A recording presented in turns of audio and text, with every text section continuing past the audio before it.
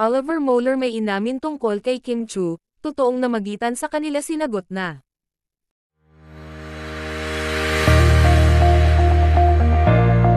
Tila unti-unti nang nakilala si Oliver Moeller, at malaking tulong nga sa kanya na maging artista. Inamin kasi ni Oliver na gusto niya maging artista. At siya ay sumali sa Especially For You segment ng It's Showtime ay tila ito pala ang magbubukas ng kanyang panibagong journey. At dahil nga ay siya ang napili ni Michelle D na maging kadate, ay pinag-usapan nga ito ng mga netizens, baka sakali kasing maging magkatotohanan at mauwi sa seryosong relasyon ang kanilang pagdi-date ni Michelle D. Si Oliver ay taga Cebu, at isang lawyer at galing naman siya sa may kayang pamilya sa Cebu. At dahil taga Cebu si Oliver, ay nalink nga ito sa Chinita princess na si Kim Chu na taga Cebu din. Agad naman nag-click ang dalawa sa mga netizens. Hindi naman maitatanggi na gwapo at matipuno si Oliver Moeller, kaya hindi malayo na magustuhan talaga siya at mas madaling makilala sa industry ng showbiz. Sa isang interview nga ni Oliver ay sobra ang kanyang pasasalamat, lalong-lalo na sa It's Showtime dahil kung walang Especially For You, ay hindi siya ma-discover ng ganito kabilis.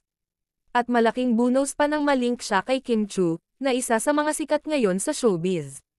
Inamin nga ni Oliver, na madaling magustuhan si Kim Chu, dahil mabait daw ito at maganda, pero sinabi niya na, magkaibigan lang sila ni Kim Chu, at may nagpapasaya na daw sa Chinita princess, pero kung sakali daw na mapagbigyan siya na makasama si Kim sa isang proyekto kung sakali, ay game na game daw ito. Inamin din ni Oliver Moeller na knowing each other sila ni Michelle D.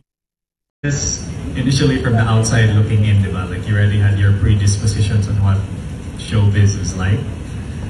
To actually have stepped my foot in it for a little bit, you know, it's been eye-opening, interesting. It's definitely fun.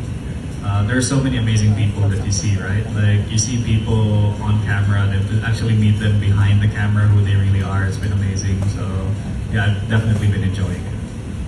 And last question, what are your summer plans? My summer plans? I don't know quite yet. Maybe travel, hang out with friends, definitely play a lot more sport when I have more time.